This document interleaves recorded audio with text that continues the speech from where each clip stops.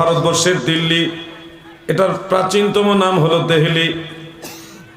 যেমন শেখ আব্দুল হক মুহাদ্দিস দেহলভি, এই দিল্লি নগরের মধ্যে শাহ ওলিউল্লাহ মুহাদ্দিস দেহলভি এবং তিনার আব্বাজান শাহ আব্দুর রহিম মুহাদ্দিস দেহলভি তিনারাও বসবাস করেছেন। আব্দুর রহিম মুহাদ্দিস দেহলভি মৃত্যু শয্যায় যখন শায়িত, অন্তিম শয্যায় শায়িত, তিনি ভাবতেছেন হয়তো কিছুক্ষণের মধ্যে মারা যাবেন। তিনি মদিনাওয়ালার দুরূদ শরীফ শুয়ে শুয়ে পড়তেছেন আর ভাবতেছেন, ইয়া রাসূলুল্লাহ, নবী গো, ইন্তেকালের আগে যদি আপনাকে একবার দেখতাম আমি কতই না শান্তি পাইতাম। হে আল্লাহর হাবিব, আপনি তো উম্মতের হাল জানেন, আল্লাহ তো আপনাকে সেই ক্ষমতা দিয়েছে গো নবী।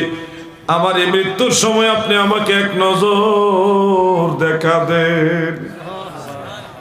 এইভাবে আল্লাহর ওলি তিনি ধ্যানে মুরাকাবায় হালে আল্লাহর হাবিবকে তালাশ করতেছেন।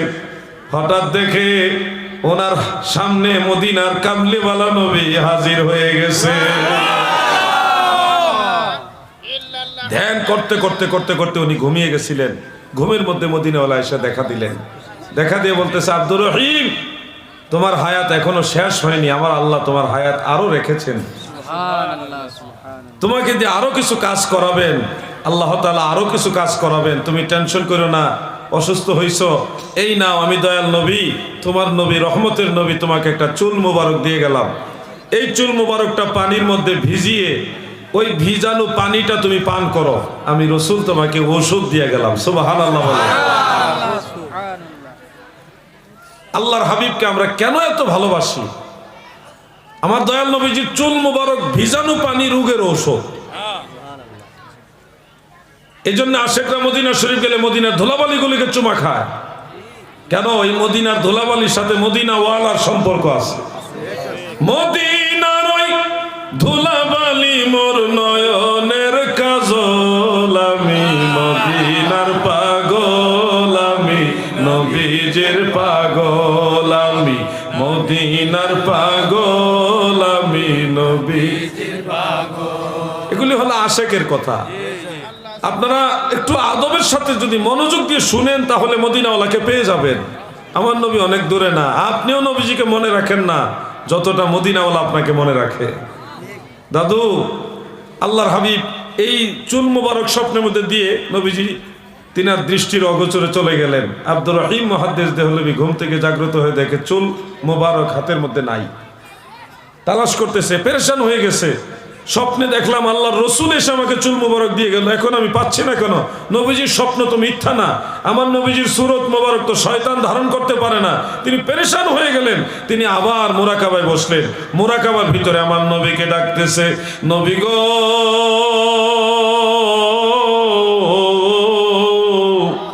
ওগো দয়ার নবী, আপনার দেওয়া সেই নিয়ামত আমি খুঁজে পাচ্ছি না গো নবী, আমি এখন কি করব গো নবী? আল্লাহর হাবিব মুরাকাবার হালতে আবার এসে আব্দুর রহিম মুহাদ্দিস দেহলভিকে দেখা দিলেন। সুবহানাল্লাহ বলেন। দয়াল নবী বলেন, আব্দুর রহিম রে,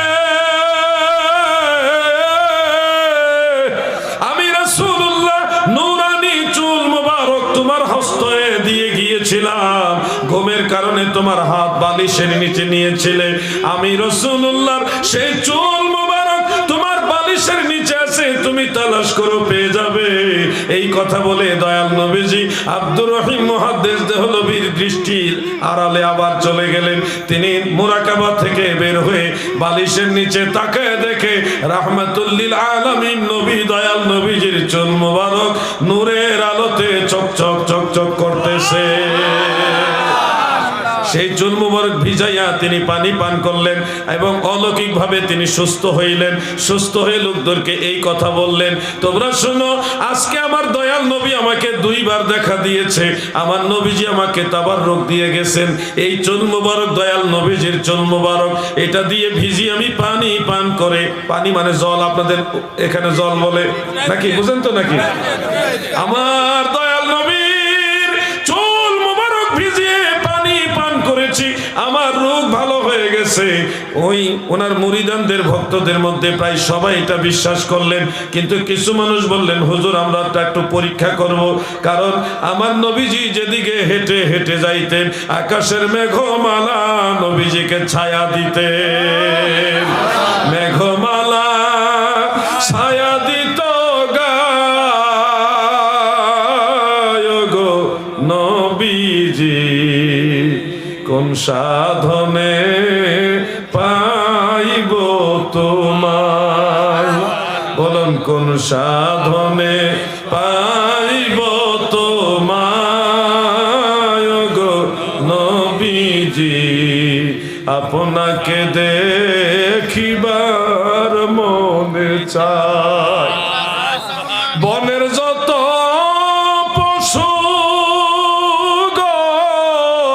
ভক্তি দিত নূর চরণ, পাখি এসে বাতাস দিত গায়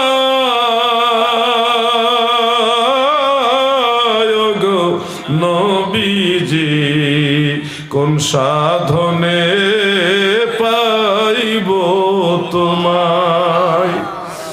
ভক্ত মুরিদানরা বললেন হুজুর আমরা জানি দয়াল নবীজি যেদিকে হেঁটে হেঁটে যাইতেন আকাশের মেঘমালা নবীজিকে ছায়া দিতেন, নবীজিকে যেন রৌদ্রে কষ্ট না দেয়। আমরা নবীজির চুল মুবারক প্রখর রৌদ্রের মাঝে বাইরে নিব, যদি দেখি মেঘমালা ছায়া দেয় তাহলে বিশ্বাস করবো এটা আল্লাহর নবীর চুল মুবারক। তেনারা সবাই সম্মত হয়ে একসাথে চুল মুবারক রৌদ্রের মধ্যে যখন নিয়ে বের হলেন, অলৌকিক ভাবে আমার আল্লাহ মেঘমালা দিয়ে চুল মুবারককেও ছায়া দিয়ে দিলে। এর মাঝে আরো দু একজন বলে হুজুর আরেকটা পরীক্ষা করব, আল্লাহর হাবিব রাহমাতুল্লিল আলামিনের রুমাল মুবারক যেটা নবীজি ব্যবহার করতেন, নবীজির সরাসরি জেসেম মুবারকের অংশ না, শুধুমাত্র নবীজির চুল শরীর জেসেম মুবারকের মধ্যে এটা ছোঁয়া লাগছে, সেই রুমাল মুবারক হযরত উম্মে সালামা রাদিয়াল্লাহু তাআলা আনহা আগুনের মধ্যে নিক্ষেপ করেছেন, কিন্তু সেই রুমাল মুবারকের একটা সুতাও জ্বলে নাই। আমরা নবীজির চুল মুবারক যদি এটা হয় আমরা পরীক্ষা করার জন্য এটা আগুনে ফেলবো, দেখি জ্বলে কিনা। সবাই একমত হয়ে বলে ঠিক আছে এটা লাস্ট পরীক্ষা। ছোট্ট করে একটা আগুনের কুণ্ডলি করলো, করার পরে চামচের উপরে নবীজির চুল মুবারকটা রেখে লম্বা চামচ করে রড মিক্স করে আগুনের ভিতরে এইভাবে দিয়ে দিলেন। দেওয়ার পরে দেখে রে আগুন জ্বলে, আগুন জ্বলে, জ্বলতে জ্বলতে সব কয়লা শেষ হয়ে গেল, লাকড়িও শেষ হলো, কিন্তু চামচের ভিতরে নোরানি চুল মুবারক জল জল করে জ্বলতেছে। আমার নবীজির চুল মুবারক কিছুই হইল না, সুবহানাল্লাহ বলে।